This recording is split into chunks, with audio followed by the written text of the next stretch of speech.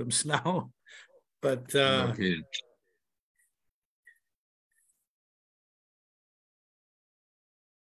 I was facing myself issues because the Zoom needed updating in order to get connected. Okay. your Zoom, okay. Welcome from me, Mr. Ambassador. Thank you. Welcome to our... Κύριε Βόγγολη, παρακαλώ αλλάξτε το όνομά σας. Λοιπόν, αφήνω να μπουν όλοι μέσα, and I'm going to close all the mics. Okay. When I close the mics, the speakers, the two ambassadors can open their mic. Okay. Okay, I give the commands to open the audience.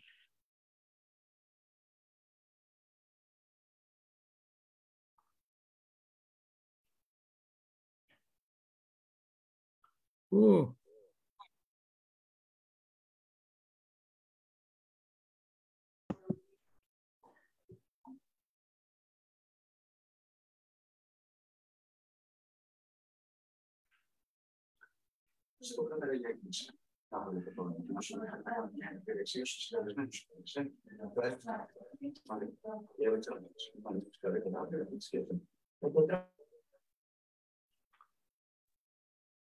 Καλησπέρα σε όλους. Ονομάζομαι Ευάγγελος Ρίγος.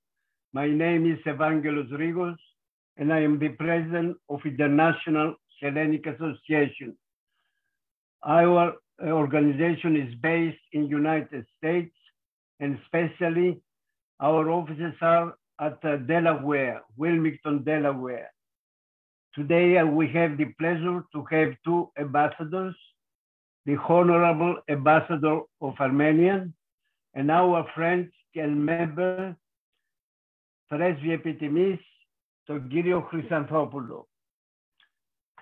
Σήμερα το moderation θα το κάνει ο κύριος Chrysanthopoulos και τον παρακαλώ πάρα πολύ να ανοίξει το μικρόφωνο του. Και έχετε το λόγο, κύριε Πρέσβη. Σας ευχαριστώ πολύ. Thank you very much, Captain Rigos. It is, I think it is an honor for both of us to be here present today to discuss a very serious problem that our friendly nation, Armenia, is facing with the issue of Karabakh. But before that, I would like to welcome Ambassador Tigran MKRTSIAN, who is a good friend of mine because we had met before when I was Secretary General of the Black Sea Economic Cooperation Organization, and our ties go from that time on. Very briefly, I will mention about the CV of the ambassador.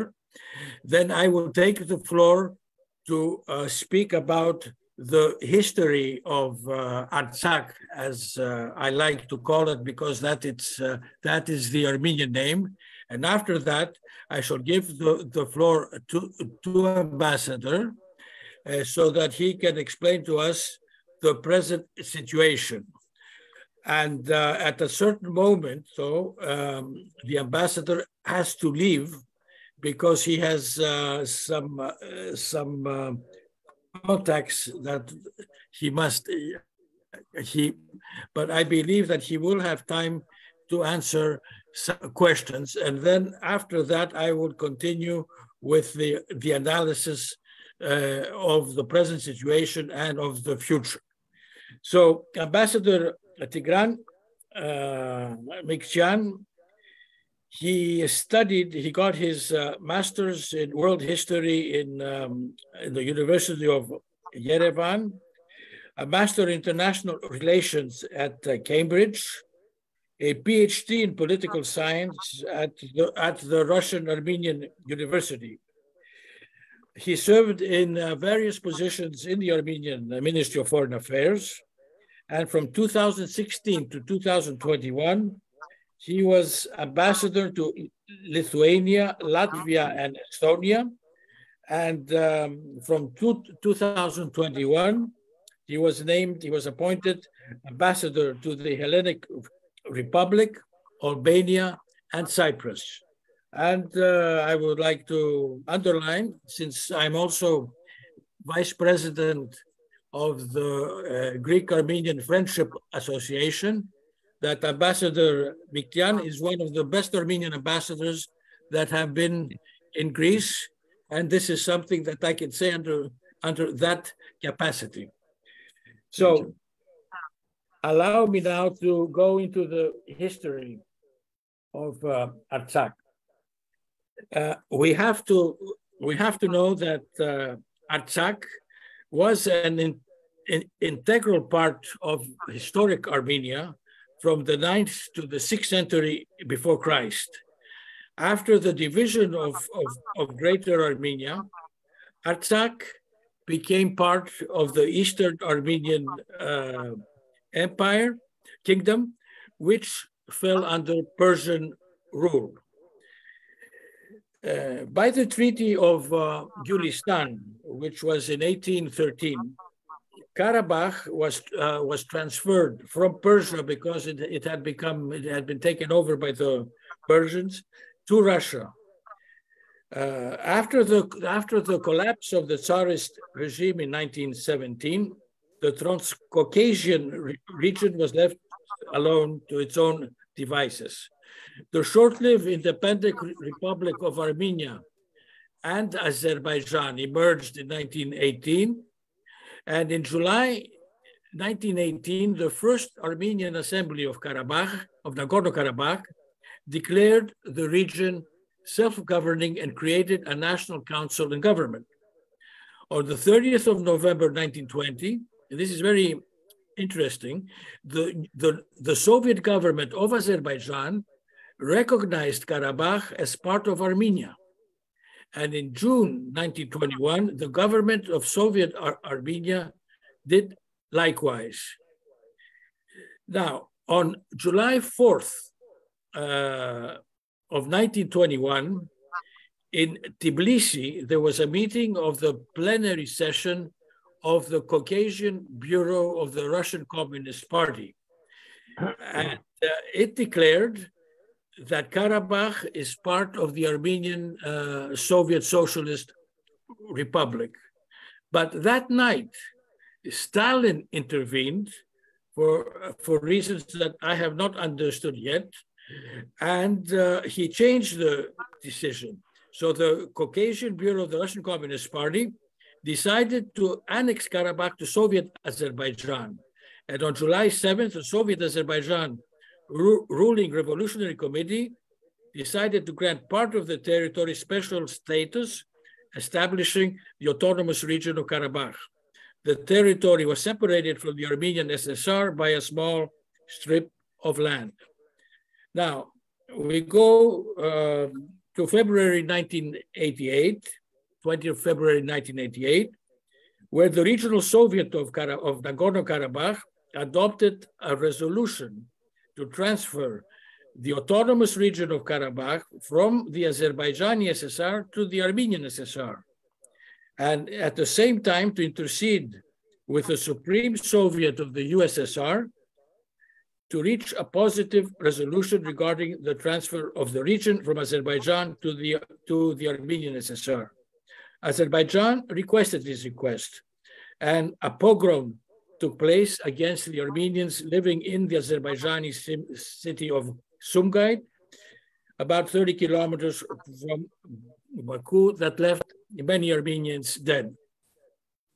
In view of that situation, Moscow arranged an exchange of population between Armenia and Azerbaijan, which did not involve Karabakh. On July 1988, on the 18th, the Supreme Soviet of the USSR, on the basis of Article 78 of the Soviet Constitution, which prohibited transfers of territory between constituent republics without their consent, decided to leave Karabakh within the Soviet Azerbaijan. On December 1989, the Supreme Soviet of Armenia called for the union of the Armenian SSR and the Nagorno Autonomous Region. The conflict became militarized in April 1991 when forces under the command of Baku and Moscow began an ethnic cleansing of Armenian-populated regions, villages in the north of Nagorno-Karabakh. The inhabitants of 24 villages were deported, forcing authorities in Nagorno-Karabakh and Armenia to organize a group of fighters that would in time continue the core of the Karabakh army. With the collapse of the Soviet Union in 1991, the Karabakh conflict once again became an international issue. On the 30th of August 1991, the Soviet Azerbaijan Supreme Soviet adopted a declaration on the re-establishment of the national independence of the Azerbaijani Republic. A few days later, Nagorno-Karabakh initiated the same process through the adoption of the Declaration of the Republic of Nagorno-Karabakh by its legislative councils and the bordering Armenian-populated Shahumyan district. On 18 October, Azerbaijan confirmed its independence, and on 23 November, it annulled Nagorno-Karabakh's autonomy. Now we go a few days later, 10 December 1991, Nagorno-Karabakh held its referendum on independence.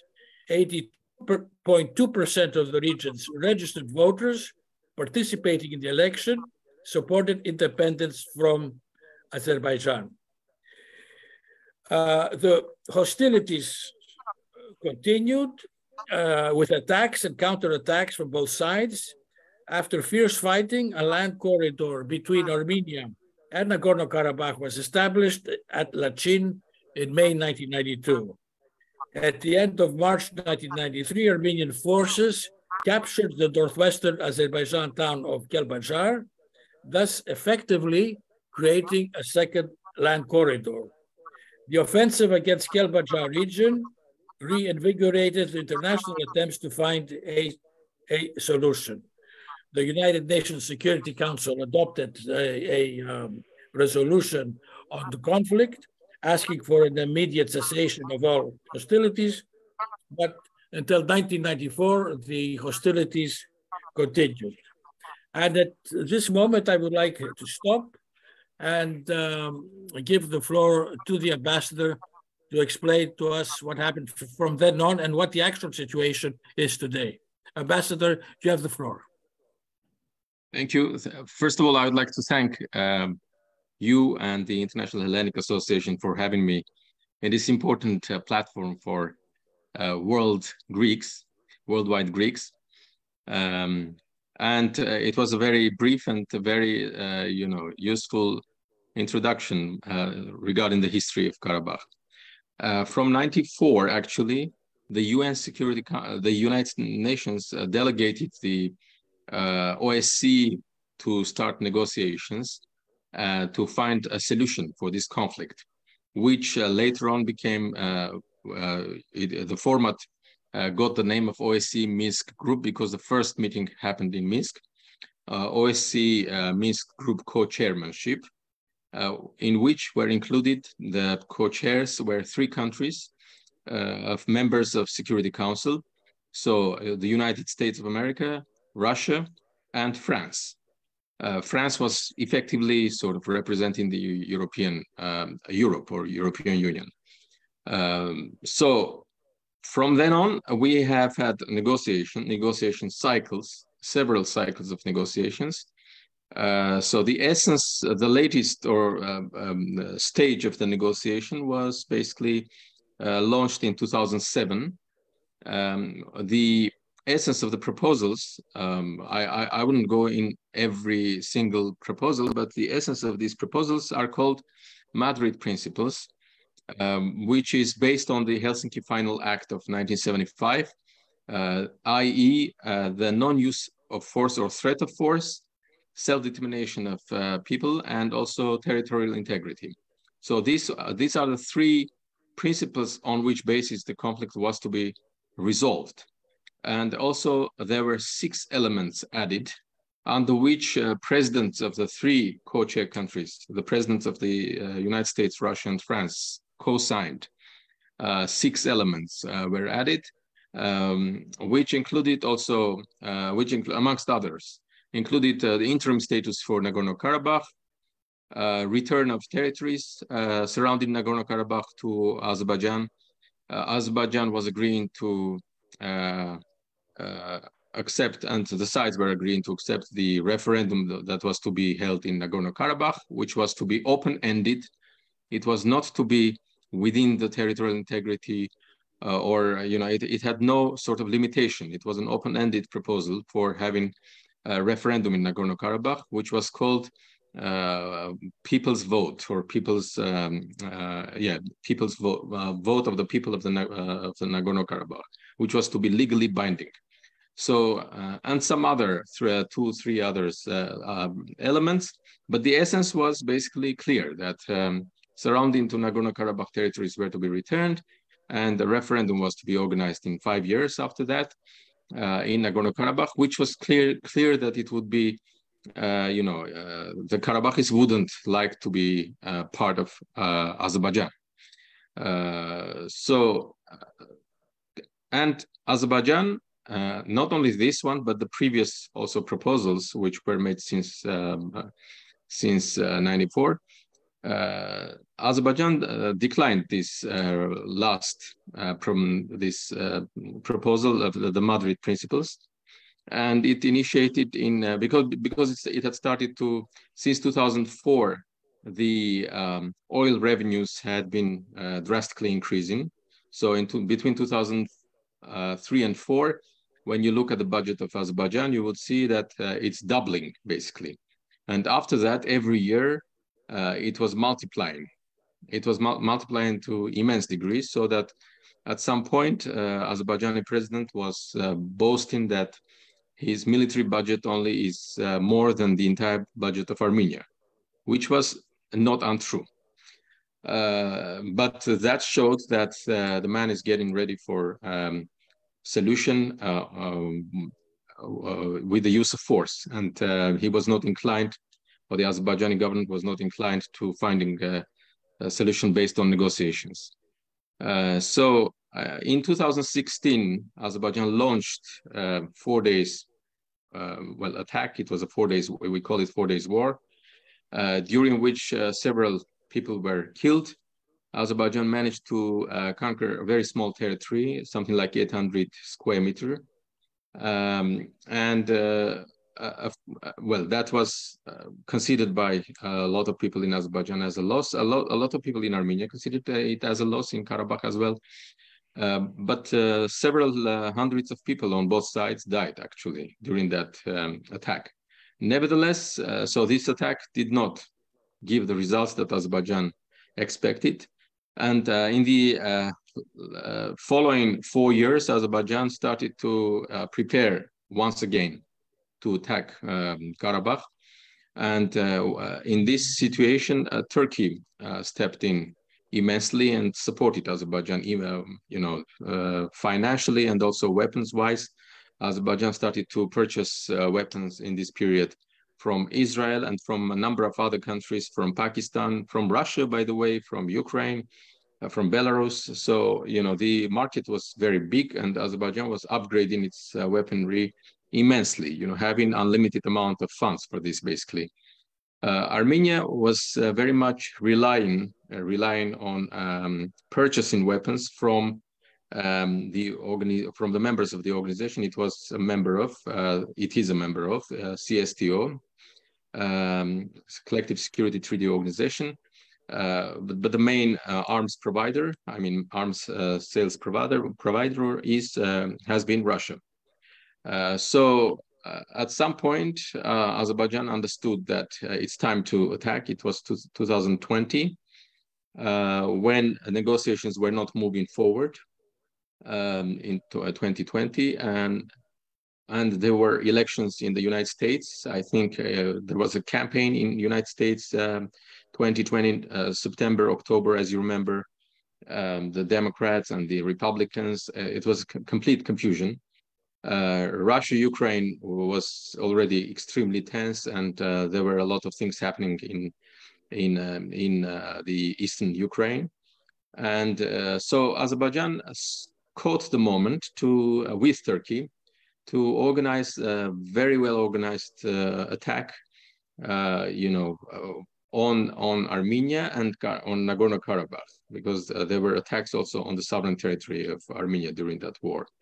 It was a 44 days war, during which, as I said, there was a massive support from Turkey. Turkey's of the four main generals of the Turkish army, 3 were involved in organizing the attack on Karabakh.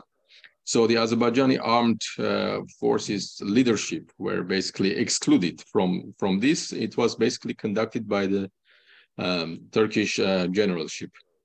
Of course, also they had started to recruit in August, actually, 2020. We had information, there was intelligence that from Syria, from Libya, mercenaries are being recruited by Turkey to be sent to Karabakh. And this was extremely worrying sign, and we already started to we got the feeling that there's going to be an attack in the short term on Armenia or Karabakh, or both. And on 27th of September, they launched the attack with the use of the entire artillery that Azerbaijan had. Also, Turkey was using its intelligence planes, flying from the western border of Armenia, from the eastern border of Armenia. We knew that F-16s, F-17s were used for collecting intelligence, but it was not possible to shoot them down because they were over the territory of either Turkey or on Azerbaijan. But all of this was done in order to achieve maximum results in the short term. 44 days war. Close to 4,000 dead people on Armenian side. Several thousands died on the Azeri side. Although Azerbaijan has never finalized its list of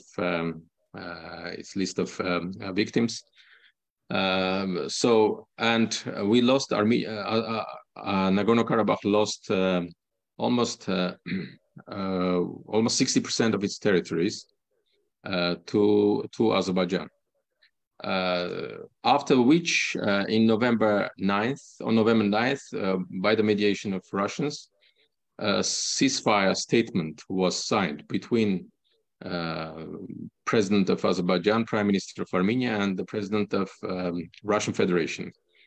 It's a very concrete, actually, ceasefire statement, which provided also the presence of Russian peacekeepers inside the territory of Nagorno-Karabakh, to make sure that the remaining part of Karabakh and also the civilian population are safe from then on, that is from 2020 on.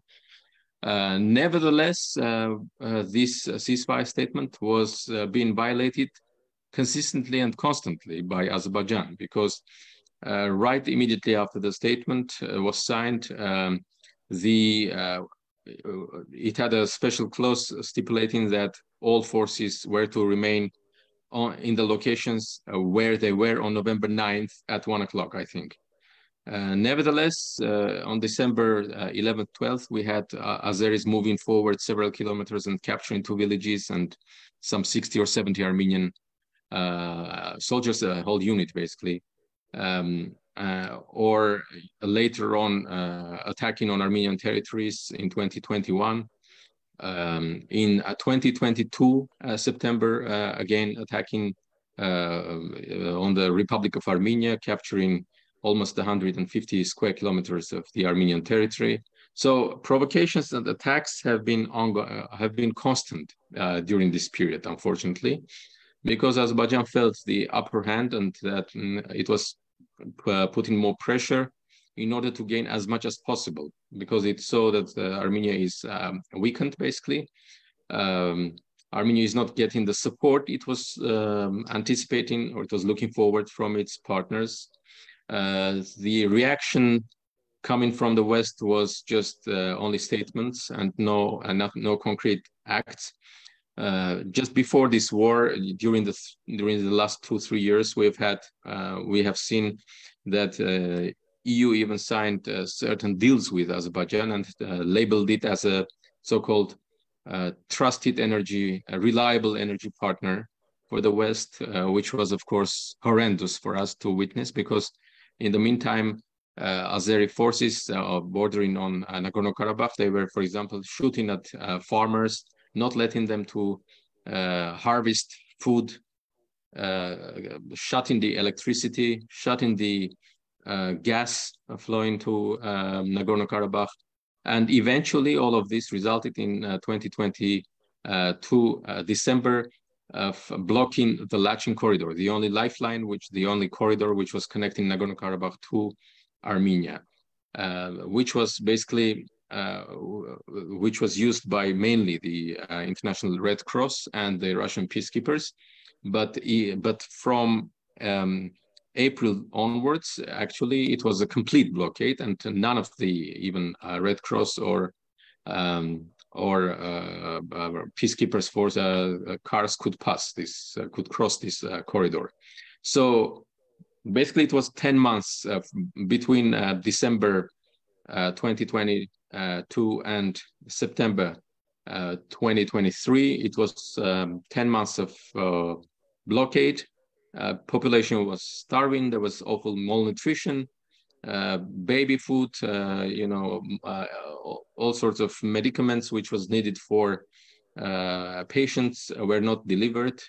So it was, in a word, it was an awful situation with electricity cuts, with, as I said, gas cuts, etc. So the idea was probably to put as much pressure as possible, psychological, economic pressure on the people, so that at some point they would all just run out from there, because this was this is a classic case of basically ethnic cleansing, because several scholars and also lawyers started to talk about it, that there is an imminent threat of genocide of Armenians, second genocide basically, happening in this area. Which the final act of all of this happened with the 19th of September, when Azerbaijan attacked on Nagorno-Karabakh, and on the remaining, what the Karabakh had. Karabakh had self-defense forces, just a few thousand people who were defending the civilians of Nagorno-Karabakh, around 120,000 people. Along with the peacekeepers, Russian peacekeepers. But during this attack, there was, during the attack of 19th of September, 20th of September, there was an inaction on behalf of the Russians. So the Russians did not do anything at all. And in one day, basically, there were a lot of casualties. There was indiscriminate bombing of villages and towns nearby the line of contact. And the Karabakh authorities decided that it's better to give up and to evacuate as soon as possible than to continue fighting, because the forces, they were unequal. And Armenia did not intervene, because intervention of Armenia was something that Turkey and Azerbaijan were looking for, actually, to attack Armenia and get territories from the sovereign territory of Armenia. So Karabakh authorities decided to give up, and after that, massive exodus started, which was the final act of the ethnic cleansing and genocide of the Armenians in Nagorno-Karabakh. So right now, very few Armenians are left in Nagorno-Karabakh. Azeris have, well, it was a very difficult exodus, actually. The cars without fuel, without food, without anything. So it was a difficult time. Of course, the Azeri propaganda was trying to show that it's very kind. It's providing water here or there, 1 or 2 bottles to drivers, and then they were videotaping and showing that everything is great. They are living by their own will. Nobody is forcing them, but people had been starved and had been bombed. For 10 months they had been starved, and for a few days they had been bombed and scared to death. Therefore, this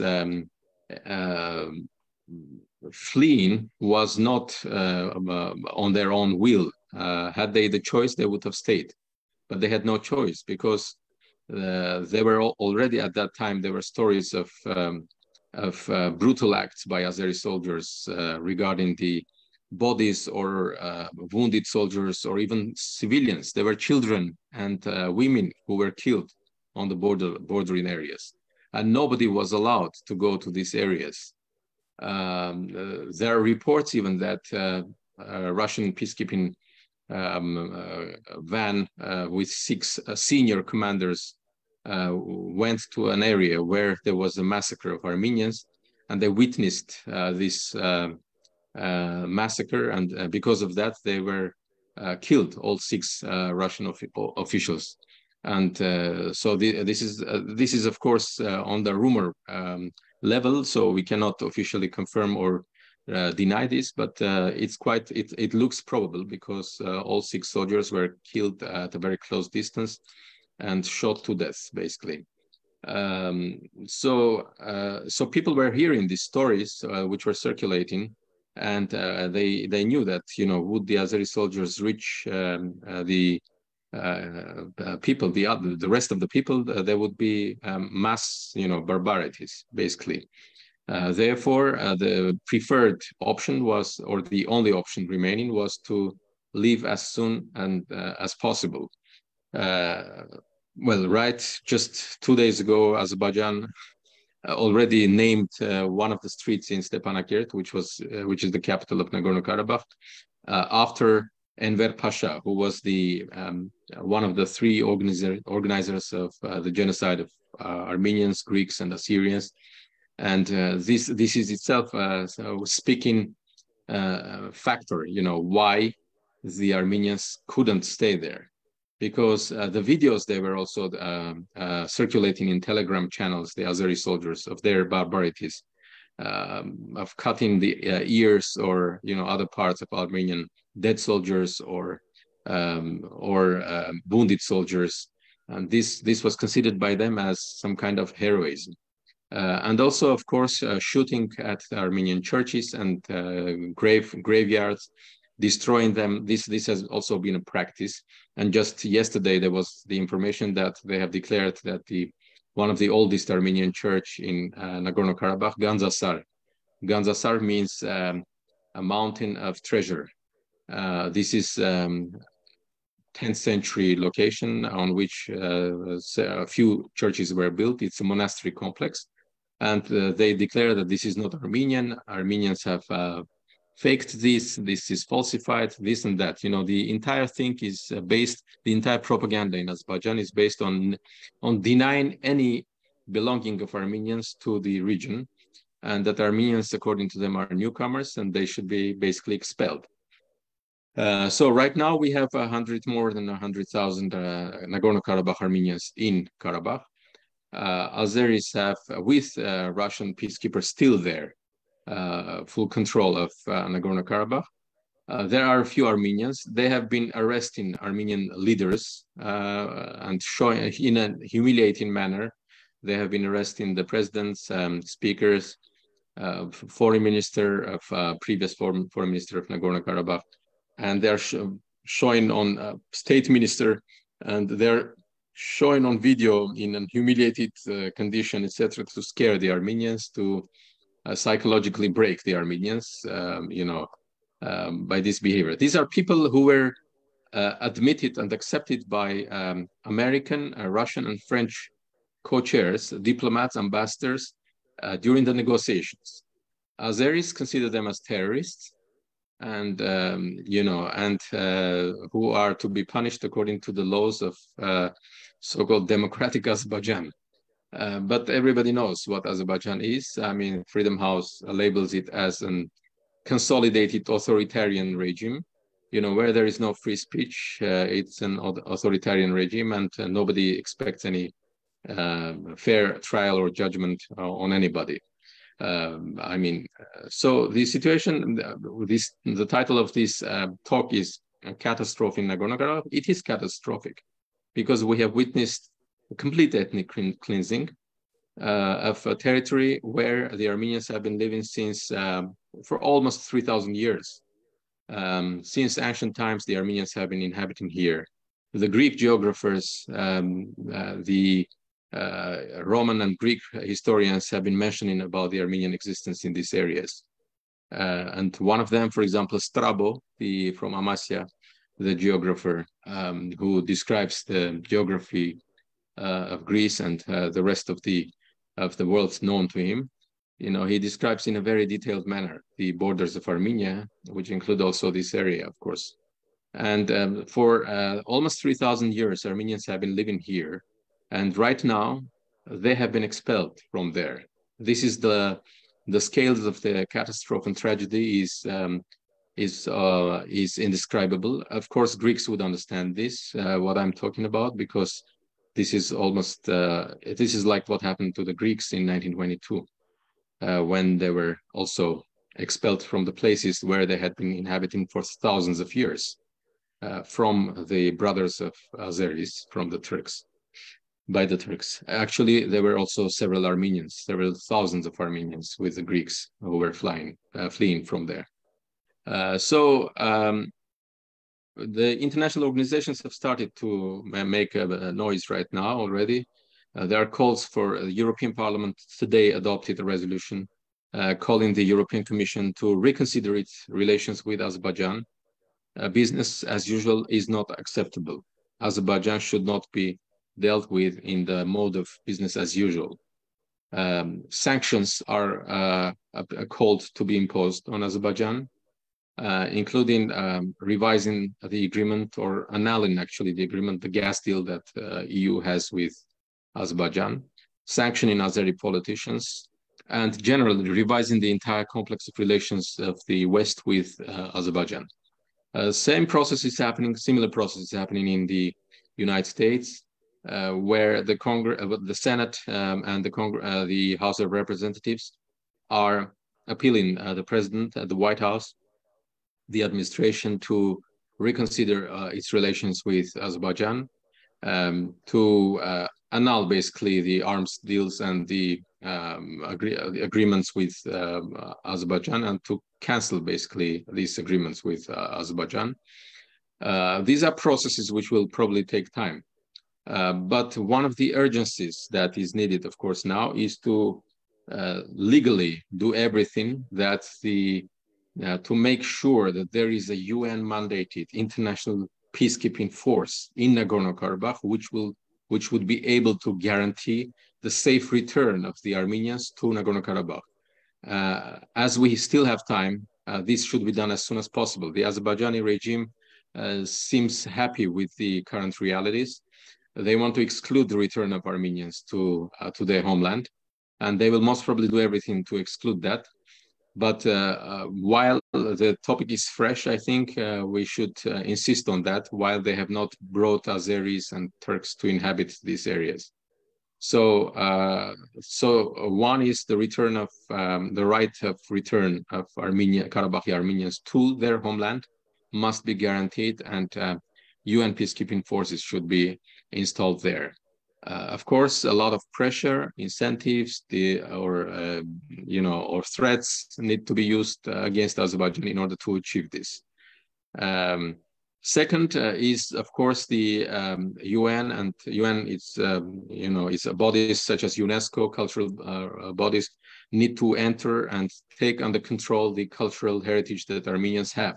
These are thousands of years old, several centuries of actually years old Armenian Christian churches, cemeteries, etc., which have immense value for the world heritage. And demolishing them or distorting their essence is, of course, a barbaric act, and it's called, we know it's called by scholars cultural genocide. This is something that happened in Nakhichevan, another Armenian area which was given to Azerbaijan in 1920s, where during decades, Azerbaijan basically completely wiped out any trace of Armenians or any trace of Armenia, that there was any Armenian there. Not a single church, not a single gravestone exists with Armenian letters in an entire area called Nakhichevan. So the same probably is expected in Nagorno-Karabakh if and unless there is an intervention by the relevant international bodies. So right of return, as I said, cultural heritage, and possible sanctions must be considered in this context against Azerbaijan, because Azerbaijan is also now elaborating the fake theory of so-called Western Azerbaijan, which, according to Azeri propaganda, covers the territory of the Republic of Armenia. And this is, of course, unacceptable. And this, against this, the world and we all need to stand up very firmly. You know, we cannot allow this country, which has for the first time ever appeared on the political map of the world in 1918, to make such claims against an ancient nation and the democratic nation, and to try with its patron, Turkey, to eliminate from the map of the world. This cannot be allowed, simply. So this is the current situation, and these are the steps expected by us from the international community, and we need to work intensely in this direction, bilaterally as well as multilaterally in international formats to achieve this. So I stand ready to answer your questions. Thank you very much.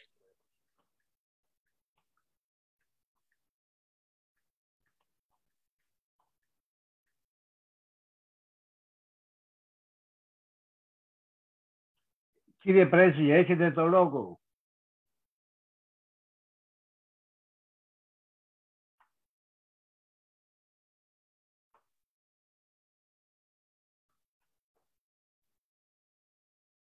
Κύριε Πρέσβη. Κύριε Πρέσβη, ανοίξτε το μικρόφωνο. Σας ακούμε. I came back because I'm having some internet problems here. Thank you, Ambassador, for your intervention.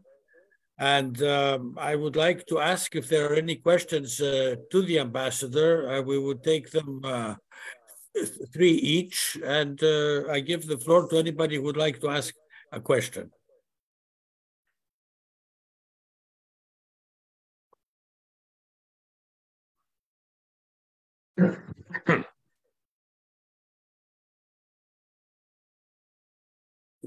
Yes, Alga 2000 user. Unmute your phone, please. He has raised his hand. Alga 2000 user, yes. Unmute your microphone, please. Okay, now you have the floor. Yes, hello, I'm Professor Grumpos from University of Patras, Greece. I have been astonished, not that I was not expecting all I've heard, and I want to thank both of you. Even if we raise questions to both you, honorable and respected ambassadors, I'm not sure what we can do as individuals. I think it has to be, as you said, coordinated actions from governments, the UN. My one question I have is that why we do not ask for sanctions against Turkey, because Turkey has been the one who is also intervening and killing people in the Azerbaijan, in the region.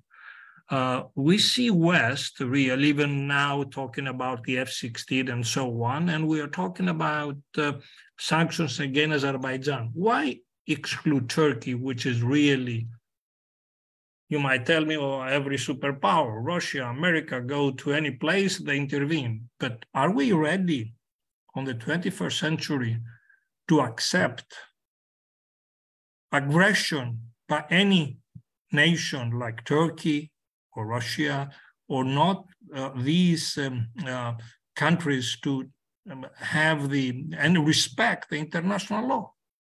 How can we impose? That's a political question. On a simpler question, I would like to ask both of you, Can we do something as individuals, maybe provide some humanitarian help or, I don't know, even cultural, or through the churches or through collecting some things to help our, I would call them our, our brothers.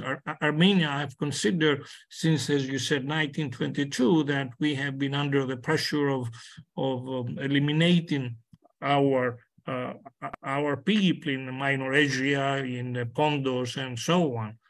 Maybe it's time to raise our voices, both on international level, and I close, and also on humanitarian, because on humanitarian, I would like your advice or your guidance as to what we can do as simple people, maybe writing as scientists to express our support to the scientific communities of those regions, Armenia and so on.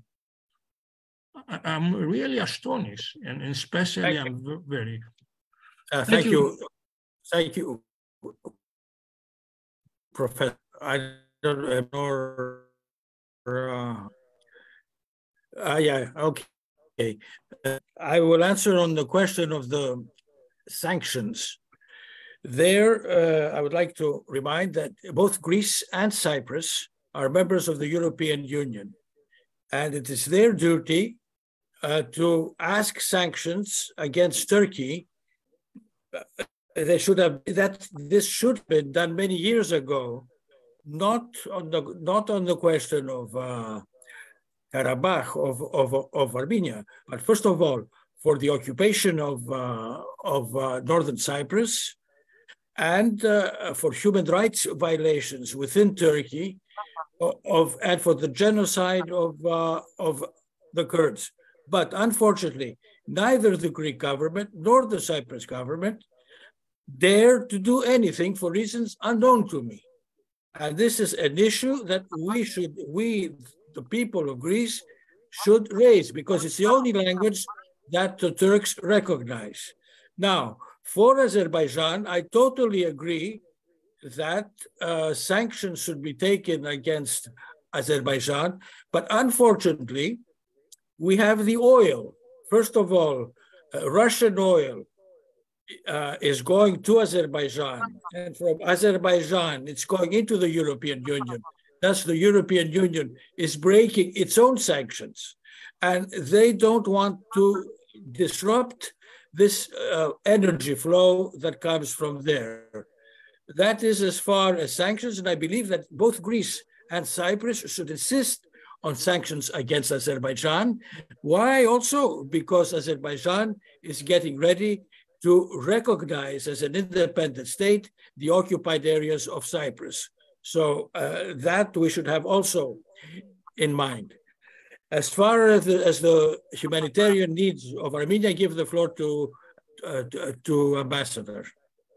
Well, again, I would also go back to the sanctions. I mean, we don't. Of course, we would welcome sanctions against Turkey as well. I mean, it's not a matter of sort of debate here, because Turkey has enabled Azerbaijan in its actions. Turkey has firmly supported Azerbaijan and basically abetted it, actually pushing it to go against Armenians by all means. And right now is also encouraging Azerbaijan about this so-called corridor in the south of Armenia, extraterritorial corridor, which means they are trying to divide Armenia from its southern border with Iran. So this is a very aggressive plan, pan-Turanistic plan actually, which is supported by Turkey, and there was a very strong reaction, international reaction on this topic, and it seems that they have come down. I don't know how much this international reaction played a role, but it seems right now that they have come down. But that Turkey should be subject of sanctions on this topic. It goes without saying, and it goes about starting from 2020. Actually, war where Turkey was the main provider of the UAVs, these drones, which Azerbaijan was using like toys in killing our soldiers and showing on the big screens in the city center of Baku. And normal civil people were watching and getting thrilled that Armenian soldiers are being killed en masse. So these were Turkish drones, and Turkish technicians also were running them. So Turkey is quite very much fully responsible for what we are having here, and it's acting with Baku in full cooperation. Regarding humanitarian assistance, some countries have already started. There are two types of assistance, of course. One is on a governmental level. United States, for example, is sending something like 12 million, I think, US dollars. EU has decreased today. It was stated that the assistance will reach up to 20 million euros, something like that. You know, some individual governments, the UK, Norway, Sweden, Lithuania, you know, several countries, Romania, Austria, France, of course, is the biggest, one of the biggest donors. So they're sending monetary assistance. And some countries are sending also planes with humanitarian needs for refugees. Greece is also willing to support. Cyprus also, they have expressed their willingness to support by all means. Well, we will, of course, inform them how they can help. But there were also statements that they're ready to receive refugees, which we actually, with all due respect and gratefulness, we don't want the refugees to leave Armenia, because if they get dispersed, then the issue of the struggle for their right to return will get complicated. So we need to have them in Armenia in order to also in the future to fight for their rights of return to Nagorno-Karabakh. But this is on governmental level. On individual level, there is an account that the Ministry of Social Affairs has opened, and Finance Ministry actually of Armenia has opened, which is available on the embassy webpage, on the embassy Facebook page, which shows an account, you know, and any individual, whoever wants to send as much support, they can go and do that easily, you know, without any issues. There are also, of course, diaspora organizations which are doing it on their own. They have opened accounts to collect money from diaspora Armenians, from locals, and eventually, I don't know, probably they will send it to Armenia, or they might purchase something and send it to Armenia. So on that we have no control or advice. Thank you. Okay. Thank you, Ambassador. I would like to give the floor to Mr. Baltazis, who wants to raise a question. Good evening to everybody. Dear Ambassador, we really understand your pain and suffering and of the people of Nagorno-Karabakh, since we went through this. I'm a member of IHA and Hellenic American National Council, and from Baltimore, Maryland. Is the United States, the UN Security Council, does it have a decision on this issue? We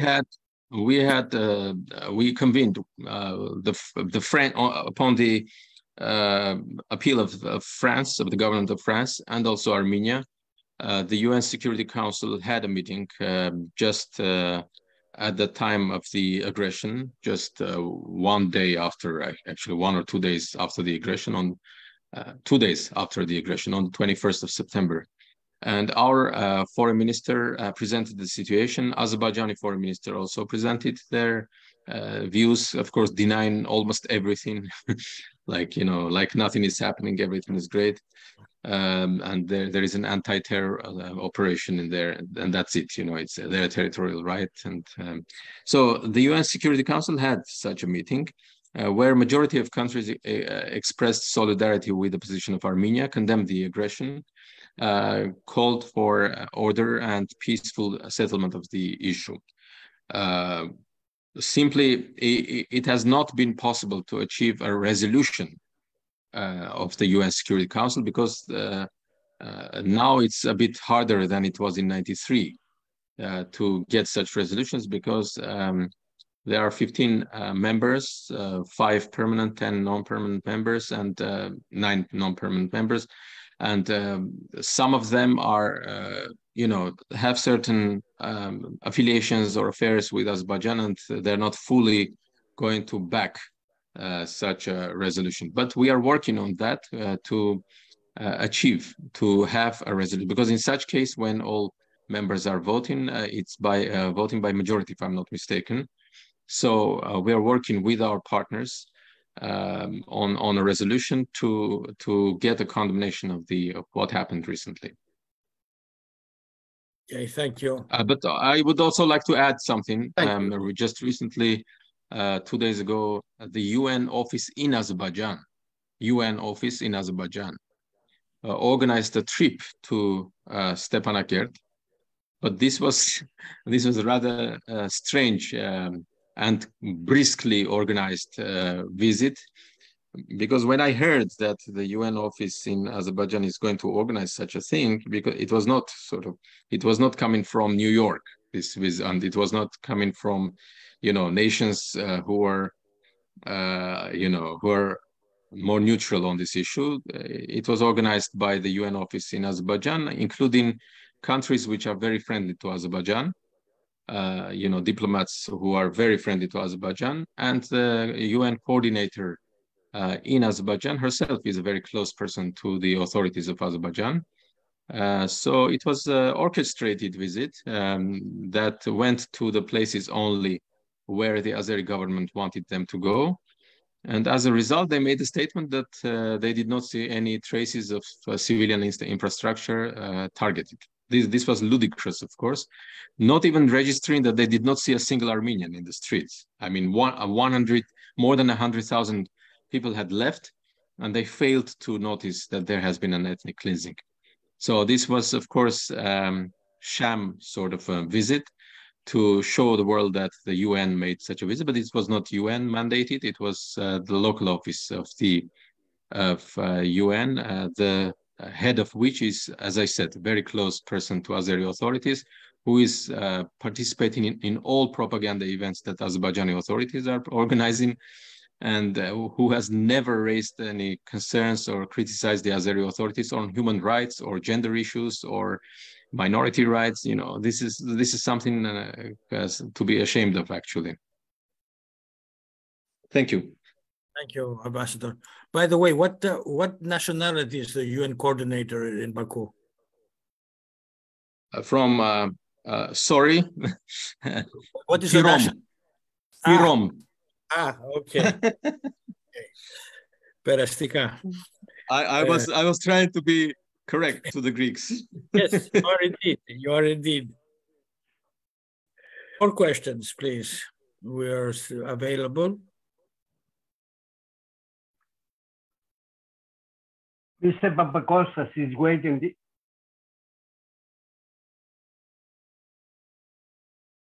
I didn't see your hand. You have the floor, Mr. Papakostas. Good evening, Mr. Ambassador.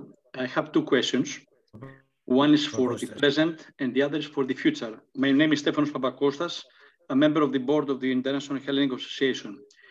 Well, it's very curious for me, how was the reaction of the Russian public who see fellow Christian nation suffer? I don't hear. I don't hear. Oh, yes, please. I have 2 I didn't questions. hear. Okay. Do you hear me? Do you hear me, please? Now I hear. Yes. Okay. Yes. I have 2 questions. Yes. One question says, what is the reaction of the Russian publics who see a small nation, Christian nation, suffering at the northern of its borders? And what, to your own opinion, could have been done by the Russian government to prevent these, let's say, events? Second question is the following. In front of you, we have 2 strong monolithic states. One is Turkey, the other is Azerbaijan. Well, when you look at them, do you see them having major weaknesses that may play a role in the future?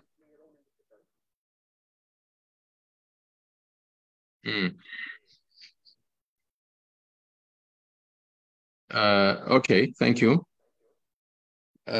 First question regarding Russian public. I cannot say what the Russian public was thinking. What I can say is that the Russian public generally has always been supportive of Christian nations and Orthodox nations. This I can certainly say about the public of Russia. Regarding government, as I noted, there was commitment, written commitment signed in the November 9th agreement, statement of 2020, that Russian peacekeeping forces are providing the security of the zones that are under their sort of review, are there under their supervision, so to say. And they failed to do that. Well, this is, I would have difficulties in saying how much it was intentional or how much it was a matter of their weakness. Because after the Ukraine conflict started, they have weakened this mission in Karabakh. They had taken a lot of, I think, of their heavy armaments and also soldiers to Ukraine. But nevertheless, I mean, this doesn't justify the inaction, because there was a complete inaction and just letting things happen as if it was not of their concern. I think this is in the long term. Ambassador Chrysanthopoulow mentioned that Russian energy and gas are flowing from Russia via Azerbaijan to Europe, but it may be a short-term gains that Russia is having in its dealings with Turkey and Azerbaijan, maybe, but in the long term, this is a major revision of Russian, if you like, imperialistic policy in the South Caucasus. Coming from the mid-17th century of having a presence or influence in the South Caucasus against Turkey's influence. So now we see that Russian influence and presence is getting immeasurably weakened. And what is worse, of course, for Russians also, is that the Armenian public is awfully, to put it mildly, disappointed with the decisions of the Russian government, and also the public on the TV public, narrative level, the attacks that they have been directing against the Armenian government have been also awful and unacceptable, because they blame the Armenians in everything and never criticize the Azeris or Turks. This is something that I should note. It's a little bit non-diplomatic, but I should say this. Second, regarding weaknesses. Well, Azerbaijan has a lot of weaknesses, of course. First of all, it is, both of these states have the major weakness is that they are very, very strong authoritarian states, depending on one person and on one person's rule. Turkey to a lesser degree, because Turkey has somewhat other traditions of statehood, and it can survive without one dictator in a condition, in terms of having another dictator or something, more democratic, maybe, I don't know. But Turkey has that ability. But the fact that it is an authoritarian regime which is trying to be monolithic and is trying to suppress its minorities, this is a weakness, which is, for example, the Kurdish issue is its Achilles' heel in Turkey, and Turkey is simply unable to overcome this issue, because their traditional approach of eradicating peoples and nations, whole nations, from their, from the ground, seems unfortunately to be still standing. Unfortunately. So no man, there is not the man, there is not the problem. This approach, this Turkish approach, unfortunately, is still holding ground. But it's a weakness, because it is creating further difficulties and loopholes in its own security, in terms of, as I said, in this case, the Kurds. In the case of Azerbaijan, it's this country has been run for 30 years by one family, and it is not clear what would happen if this family one day does not exist, or something, it's nature does not guarantee eternal existence of human being. So one day when the members of the family are not in existence, so what's going to happen to that nation? It's one family run country with one resource to rely on, that is energy resource, and that's it. And these are major vulnerabilities which in the long term will cause awful problems for them. Now, you might ask what Armenia should do and can do, Greeks should do. We need to get strong as much as possible to diversify our development. Our human resources are limitless. Our diasporas are very strong and limitless, have capacities. So we should exploit this potential to the full, in a way like the Israelis have done successfully. And maybe one day we will have more opportunities. I mean the Armenians. Greeks have a lot of opportunities, definitely. So that would be my honest answer to you. Thank you, Ambassador. I would like to add something about Russia.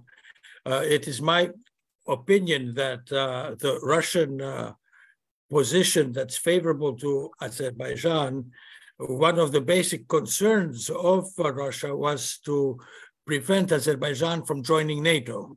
And that played an important role, particularly with the Ukrainian conflict, so that Azerbaijan does not join NATO.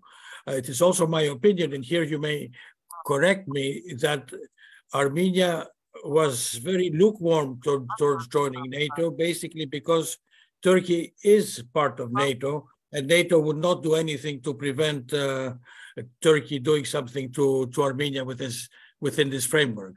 Thank you from me. Any other questions? Yeah, it's Mr. Chrysanthopoulos online. Christos Chrysanthopoulos waiting. Okay. Yes, I don't see him. Vasilios Chrysanthopoulos. Mr. Chrysanthopoulos, go ahead with your question. Hello. The president of Artsakh has signed a decree that the republic will cease its existence on the January 1st. One minute. Identify yourself from where you talk about. Yes, Vasilios Chrysanthopoulos. I'm calling from Rhode Island, United States of America. So yeah, the president of Artsakh has signed a decree that Artsakh will cease its existence on the January 1st. Can you explain why that happened and what makes you think that you will get some support, since throughout the last years you didn't get any support from the West? What makes you think that, what gives you hope that that will change soon and you will have some help for those people? Thank you. Ambassador, the floor. Thanks. Well, the president of Artsakh signed this, well, not only that, but the signature of September 20th about the dissolution of Karabakh forces and putting down of weapons. And then there was a point there in that statement which raised eyebrows worldwide, in Armenia and worldwide. There was a point that the president of Artsakh is signing this agreement where it is saying that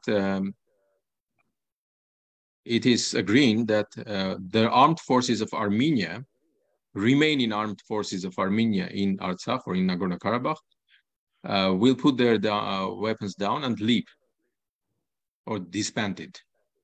So, I mean, since 2021, the entire, so all the recruits, the servicemen of Armenian armed forces, they had left Artsakh or Nagorno-Karabakh. There was not a single member of serviceman of the Armenian armed forces who was in Artsakh after 2021.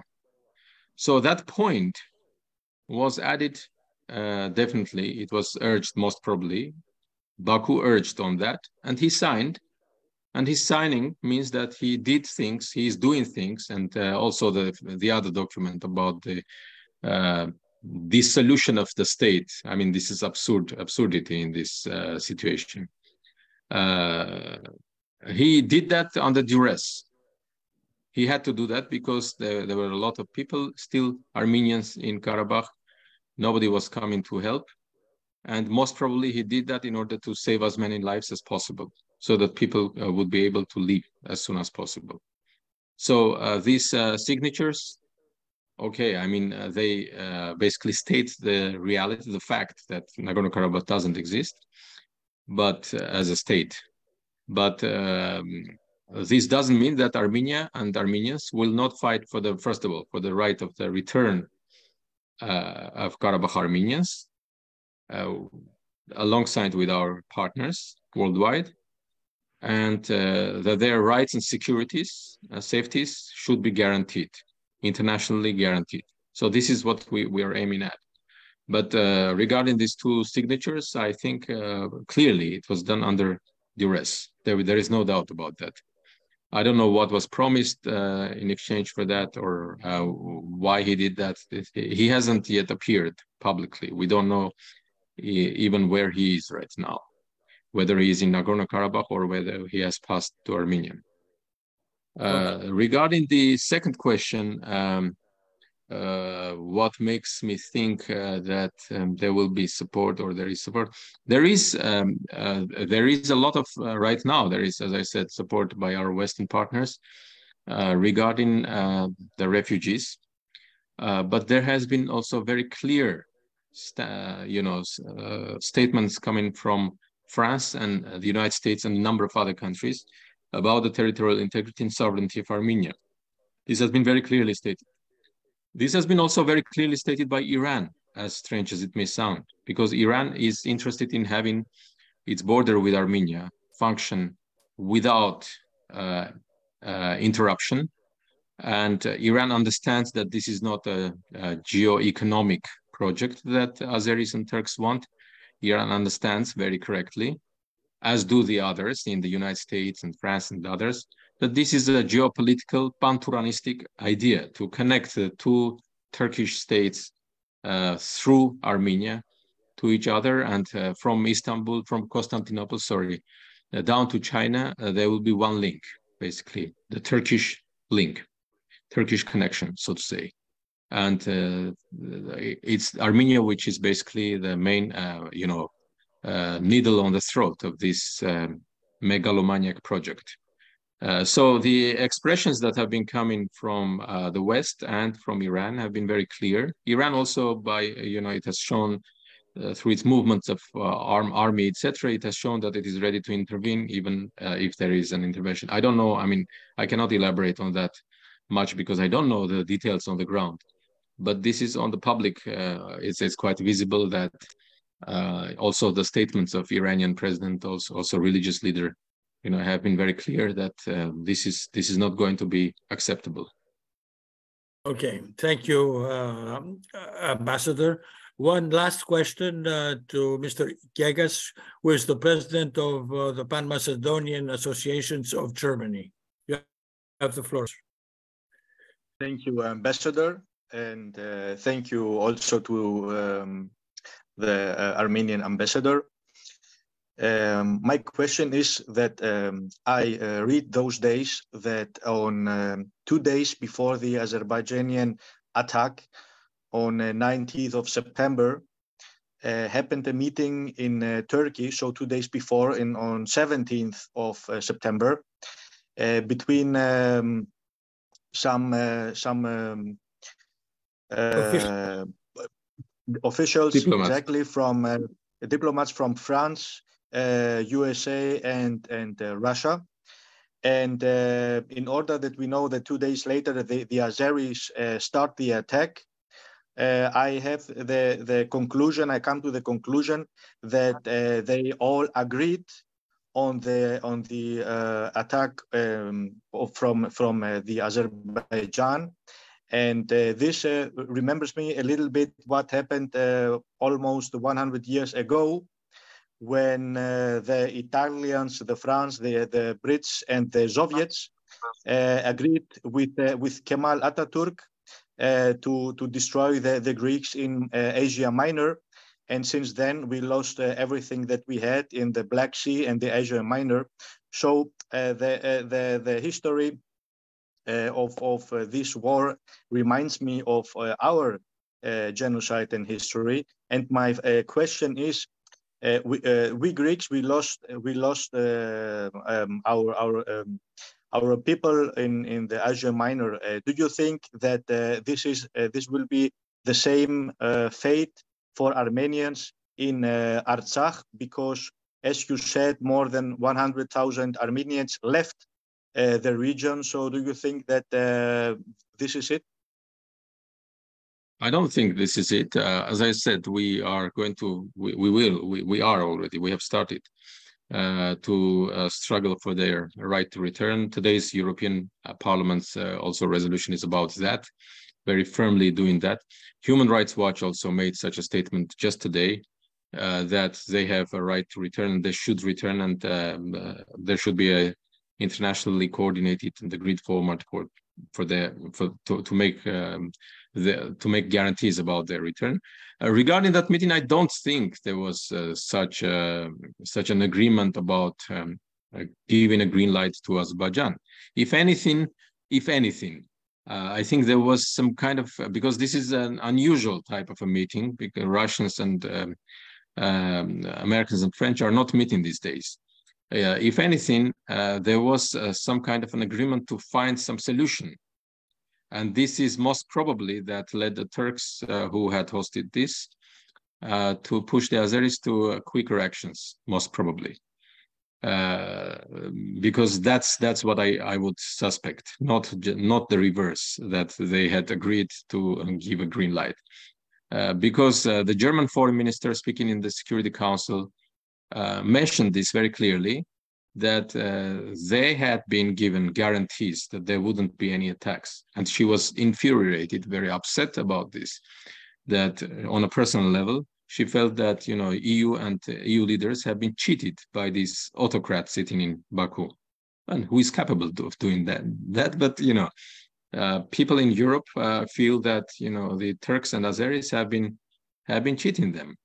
And this has caused a major outcry. And the Germans are very much insisting, along with the French, on sanctions, by the way. Azeris have been so far, finding a few friends in the EU. They have, of course, one of them, and the major country is Hungary, which is playing a destructive role in terms of blocking this, because Hungarian leadership has extremely good relations with Mr. Erdogan and Mr. Aliyev. For clearly understandable reasons. Hiding under this veneer or fake cover of protector of Christians, the man is basically sponsoring or supporting people who are destroying the easternmost Christian group ethnicity in Nagorno-Karabakh, unfortunately. So I think that this meeting was about finding a solution, and this rush coming from Azerbaijan was to prevent that from happening. Okay, thank you, Ambassador. I don't know if we have any time for any other questions. I think that our time is over. And allow me to thank you, Ambassador, for giving us all this update and useful information on the situation in Artsakh, which is very useful to all of us who listen. And what else can we say? But let's hope and let's all fight together and help Armenia in this difficult moments that it is going through. With that, I would like to thank all of you and wish you good night and καλή ελευθερία στο Αρτσάκ. Καλή νύχτα, ευχαριστώ πολύ. Thank you. Mr. President. Yes. Mr. Ambassador, 1 minute. Yes. I'd like to tell you what's the next lecture. Την επόμενη εβδομάδα θα έχουμε το φίλο και μέλος του ΙΧΑ, Νίκο Ιγλέση, ο οποίος θα μας μιλήσει για το διακύβευμα στις θαλάσσιες ζώνες. Και τώρα θα παρακαλέσω τον κύριο Βόγολη να μας κλείσει τη σημερινή ημέρα με ένα αισιόδοξο μήνυμα για την Αρμενία, την Ελλάδα και τον κόσμο γενικά. Ευχαριστώ κύριε Πρόεδρε. Mr. Ambassador, congratulations. I am the coordinator of the International Hellenic Association, Dimitris Vogolis. Thank you for the timely of the lecture you have. I believe that today we will all live more informed about the destruction of Nagorno-Karabakh. And the wish of all over the world is Armenia to be free forever. This is my message for tonight. Thank you everybody, and we stop here. So I give you the floor, Mr. Ambassador, just to say what is the best for Armenians. For 1 minute. Which ambassador? Which ambassador? Which ambassador? Ambassador Tigran, you take it. Okay. Well, the best course for Armenia is, of course, to start developing as fast as possible, because we don't have much time vis-a-vis countries that want our destruction. So we need to be self-sufficient, strong, nevertheless with good allies and friends, diversify our security system, certainly, modernize the economy, and build an economy which is based on technologies and ITs. This is already also happening. Modernize the army. The army needs to be not from the previous century, but an army of the future. And this we can do. Armenians are very good fighters. We have proven in history that we are good fighters. We are not just running drones and rockets. We can develop other means and to defend ourselves. And this we should do. So the key is basically inside Armenia to build a strong democratic society, rule of law, strong economy, strong army, and an educated society. These are the solutions, and this is needed to be done by all means. So anybody, any association, any university, any country which is able to support us in this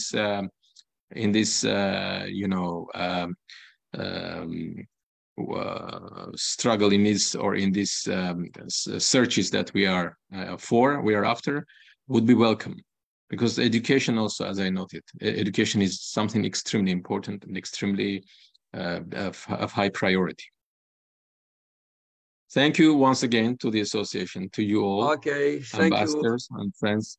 And I stand ready to come back whenever you need such briefings. Okay. We shall call you very, very soon. Okay. Thank you very much for tonight. Thank you. Thanks a lot. Good night, everybody. Good night for everybody. Good night. Thank you again. Thank you. Thank you.